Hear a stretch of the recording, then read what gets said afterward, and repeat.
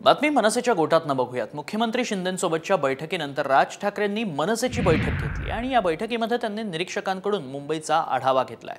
मुंबईतील प्रत्येक मतदारसंघात मागच्या 2 निवडणुकीतील मनसेला पडलेली मतं आणि लोकसभेला जर मनसे उभी असती तर किती मतं पडली असती, तसंच येणाऱ्या विधानसभेला मनसेला किती मतं पडू शकतील याची आकडेवारी राज ठाकरेंनी जाणून घेतली आहे।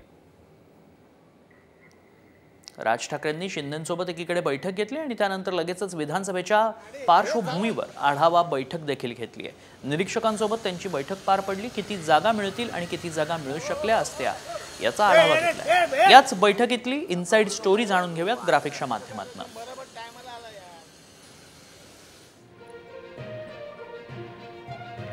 बैठकीत 225हून अधिक विधानसभा मतदारसंघांचा आढावा घेण्यात आलाय।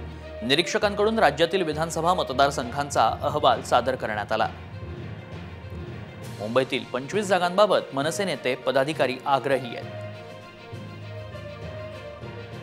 विधानसभा लढण्यासाठी मनसेचे अनेक पदाधिकारी नेते इच्छुक आहेत। गुणवत्ता पाहून उमेदवारांची घोषणा केली जाईल।